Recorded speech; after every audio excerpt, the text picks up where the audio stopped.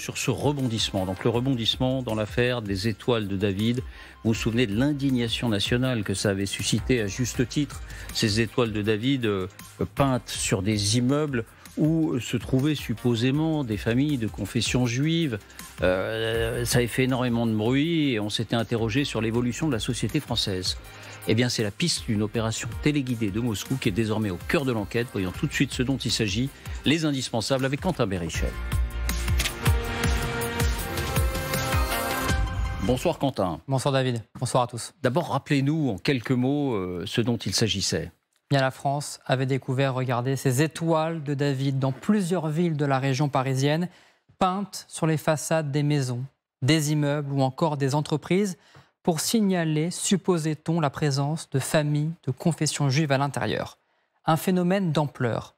250 étoiles dans 4 arrondissements parisiens, mais aussi à Saint-Ouen, à Saint-Denis ou encore à Vanves, entre autres. Toutes les étoiles de la même couleur, peintes en bleu et au pochoir, preuve que l'opération avait été mûrement préparée.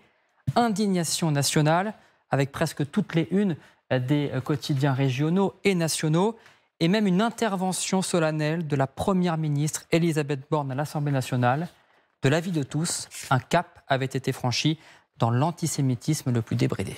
Et il faut bien rappeler qu'à ce moment-là, tout le monde regardait dans la même direction, celle du communautarisme islamiste, en clair.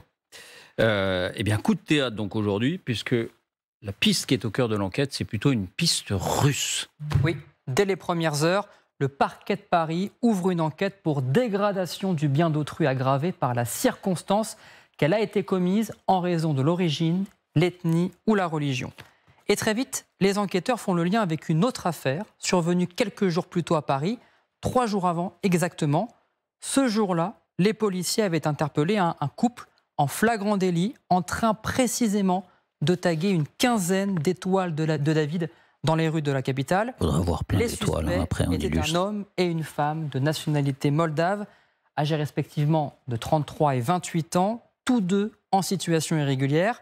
Selon une source policière jointe par notre service police-justice, le couple affirme alors avoir agi à l'instigation d'un intermédiaire russe qui les aurait contactés par mail, puis par téléphone. Intrigués, les policiers creusent la piste. L'adresse mail est effectivement répertoriée en Russie. Et selon Europe 1, et là, ça marche. Le couple a touché 100 €, 50 € chacun pour réaliser l'opération. Ils sont immédiatement placés en rétention. Mais 3 jours plus tard, se déroule la fameuse deuxième opération, à plus grande échelle dans la région parisienne. Il ne peut s'agir du couple moldave, arrêté et placé en rétention. Mais après investigation, selon nos sources, les policiers découvrent que ce sont les mêmes pochoirs que ceux utilisés par les 2 Moldaves 3 jours avant et que l'opération a été menée de la même manière. Selon d'autres médias, 2 autres personnes ont été filmées cette nuit-là par des caméras de vidéosurveillance en train de peindre justement les étoiles de David, mais ils n'ont pas été identifiés.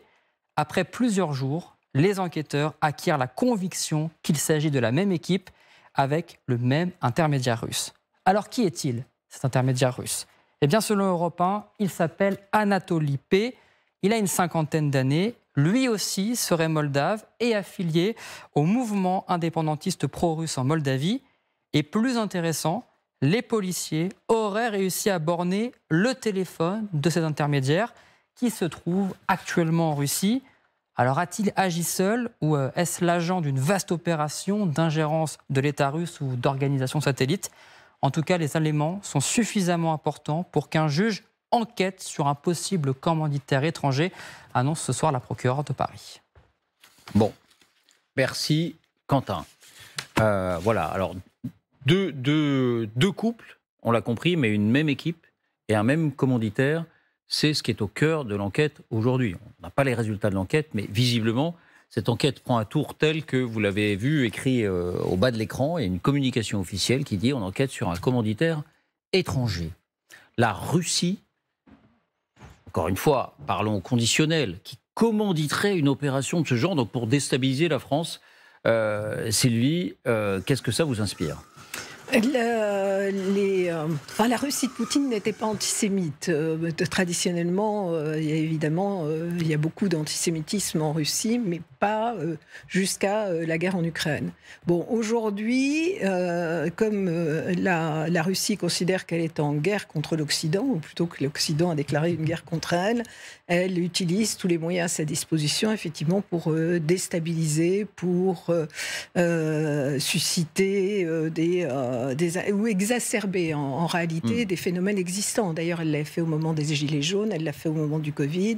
Et constatant ce regain d'antisémitisme qui est réel, parce que depuis le 7 octobre, il y a quand même eu près de 800 incidents antisémites, ce qui est quand même sans précédent, eh bien, effectivement, elle cherche à déstabiliser la société. En même temps, pour le moment, on n'a pas la réponse, puisqu'on parle d'un Moldave pro-russe résidant à Moscou. Mais en tout cas, c'est des pratiques qui sont finalement assez courantes. Oui. Xavier, vous m'avez dit tout à l'heure, ça me surprendrait pas du tout. Ça, absolument pas. Mais on le sait depuis quand même relativement longtemps maintenant. La Russie cherche à saper l'unité nationale, la cohésion, essaie de faire monter les tensions intercommunautaires. Ils avaient financé les ONG pour les Traoré, etc. Ils participent à l'accélération de l'immigration vers l'Europe tout en soutenant financièrement les partis politiques d'extrême droite. Donc finalement, arriver à une situation où ils veulent faire croire que les musulmans ou des musulmans pourraient être c'est absolument pas étonnant. Et dans leur vision globale de guerre contre l'Occident, plus on est divisé, plus on aura des difficultés en interne, et moins on sera puissant et moins on sera capable de soutenir l'Ukraine ou alors tenir nos positions en Afrique. C'est tout à fait dans leur logique et dans leur façon de faire habituelle. Et la guerre de communication engagée en Afrique avec Wagner et ici, c'est simplement tout ça dans la continuité. Parce qu'on le sait, et on en a souvent parlé ici, des officines russes, des tentatives de manipulation. Quand on y est confronté, et de cette manière-là, c'est autre chose. Est-ce que ça vous inquiète? Je ne sais pas s'il faut utiliser ce mot, Daphné. C'est terrible d'en arriver à instrumentaliser des sensibilités telles, mais ça ne m'étonne pas dans la mesure où la France abrite quand même les plus grandes communautés juives et musulmanes d'Europe. De fait, la Russie, si elle est derrière ça, essaye de déstabiliser nos sociétés, comme l'a très bien dit Xavier, et c'est pas la première fois. Et elle joue justement sur cette crainte d'une importation du conflit en Israël, qui a d'ailleurs été exprimée par le président lui-même. Donc je ne suis pas étonnée, mais là on voit une tentative de déstabilisation à bas coût. C'est de la même façon que les Russes emploient des milliers de trolls pour agiter le sentiment anti-français sur les réseaux sociaux en Afrique. On sait bien, on se rappelle, on en a parlé ici, que les Russes sont allés jusqu'à créer un charnier pour en accuser les Français. Donc ça va loin, quoi. Là, ce sont des tags et c'est terrible parce qu'effectivement, ça crée une tension et des suspicions envers une communauté qui n'a rien fait dans cette histoire. Mais ça peut aller beaucoup plus loin, comme on l'a vu, avec un faux charnier. Ouais.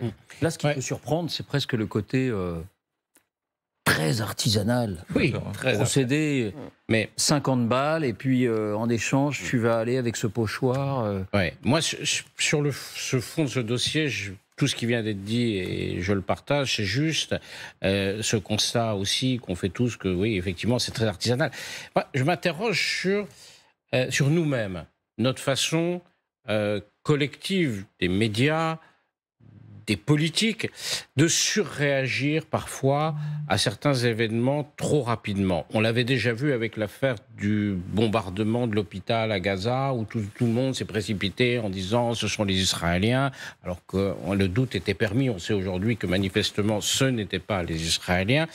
Là, pareil, on voit, effectivement, c'est une provocation, mais pourquoi on tombe dedans? Quand je dis on, c'est y compris la première ministre de notre pays qui intervient. On tombe dans ces provocations, on adhère à finalement, on se fait l'écho des gens qui veulent nous mentir ou qui veulent nous déstabiliser. Jean-Dominique, c'est vrai qu'on peut se poser la question. En même temps, imaginons que face à un événement comme celui-ci, il faut bien reconnaître que nous-mêmes, personnellement, nous avions chacun d'entre nous été saisis par ce que nous découvrions, parce que ça nous rappelait nos livres d'histoire. C'est bien pour ça que je dis nous, et je m'inclus dans ce nous, parce que c'est notre métier, mais d'une certaine manière, on ne doit jamais perdre ce sentiment comment dire, cette prudence. Quand on ne sait pas, on ne sait pas. Et bravo pour l'équipe d'Europe 1 qui a trouvé, je crois que c'est Europe 1 qui a trouvé cette info. Voilà, c'est ça le cœur de ce qu'on doit faire.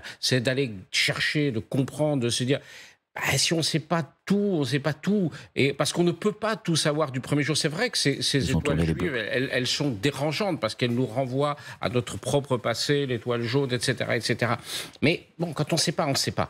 Et je crois qu'il faut jamais avoir peur de le dire et de travailler pour savoir. Mais c'est vrai qu'on entre dans un monde nouveau où face à n'importe lequel de ce type d'événement, il faudra se dire, et si...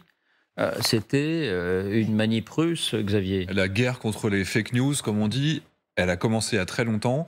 Mais alors, dans ce domaine-là, si vous voulez, il y a une antériorité de la Russie qui commence, moi je pense notamment à 2014, quand la Russie abat le MH17 et qu'elle va inonder le monde entier avec des informations fausses. L'avion MH17 qui a survolé l'avion qui partait des Pays-Bas et qui allait en Malaisie, qui a été intercepté par un... Ils ont accusé les Ukrainiens, mais en fait, on a toutes les preuves derrière.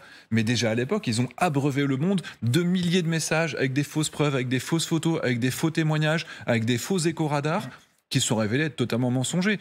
La Russie, je vous rappelle également, ils avaient accusé les États-Unis de participer à l'évacuation de combattants de l'État islamique. Ils avaient partagé des images de jeux vidéo sur leur compte officiel du ministère de la Défense russe. Donc la fake news, elle continue dans le monde réel aujourd'hui. Plus récemment... on a retrouvé ça, l'équipe a retrouvé ça, l'équipe de 24 heures, en juin dernier. Souvenez-vous, on en avait parlé ici même, cette vaste opération d'ingérence numérique avec de faux articles de grands quotidiens pour laisser croire que la typographie des quotidiens était reproduite. On pouvait vraiment s'y tromper. Je ne sais plus, c'était les grands quotidiens nationaux, je crois, Le Monde, Le Figaro, Le Parisien. Il y avait le site du Quai d'Orsay aussi. Voilà, comme quoi plus rien n'allait en Ukraine, que la France se désolidarisait de l'Ukraine, que la France en avait marre de l'Ukraine. Et c'est vrai que des exemples comme ça, on en a de plus en plus. La seule question, c'est est-ce qu'il y a un moyen de se prémunir, d'être plus vigilant et peut-être de contrer ce type de manipulation? Oui, pardon. Je vous en prie. Je ne sais pas qui était interrogé. Non, c'est ce qu'on appelle un peu le debunking, c'est-à-dire de vérifier les faits. Il y a une cellule à l'Union européenne, il y en a dans nos sociétés aussi, les militaires en particulier. D'ailleurs, c'est ce qu'ils ont fait à l'occasion, effectivement, de ce faux charnier par les forces Wagner. Et c'est toujours la vérification des faits qui peut rectifier la réalité. Mais comme avec les réseaux sociaux, tout va très vite, finalement, même une information démentie est moins importante qu'une fake news qui a été lancée et qui a été virale. Extension du domaine des fakes et des manips. Oui, Daphné, un dernier mot. Je complète les propos pour rappeler que la France s'est dotée depuis quelques années d'une institution qui s'appelle Viginum, qui est justement là pour débunker les ingérences étrangères sur le numérique. Et c'est d'ailleurs eux qui avaient mis au jour ces fausses pages de journal. Bon. On a des moyens, peut-être limités, mais on en a et on s'en sert. Oui, voilà. Je rajouterais quand même que ce n'est pas aux États de le faire, c'est aussi aux sociétés civiles. Et dans les sociétés civiles des démocraties, c'est notre rôle des médias d'enquêter, de travailler, de mettre en doute, d'interroger, y compris ce qui vient de nos propres États. Donc il ne faut pas confier ça uniquement au pouvoir public. Bien, oui, un dernier mot. Un petit point, parce que du coup j'ai travaillé dans ce domaine-là, et c'est vrai qu'il y a deux pays, il y a deux zones en particulier, c'est Taïwan et c'est les pays baltes et les pays du Nord, qui sont très habitués à avoir une influence qui est très importante, très régulière, en continu, de la Chine sur Taïwan et de la Russie sur les pays baltes. Et eux, ils ont vraiment une vision intégrale avec l'État, qui a une transparence totale, qui travaille avec les médias, qui travaille avec la société civile, les militaires, le Quai d'Orsay. Et donc ça marche très bien, mais il faut être horizontal. Or en France, on a plutôt une organisation verticale. La Viginum, c'est génial. mais ça va de haut en bas. Alors qu'en fait, l'intelligence collective, la présence des journalistes, du citoyen, c'est ça qui fait vraiment la différence.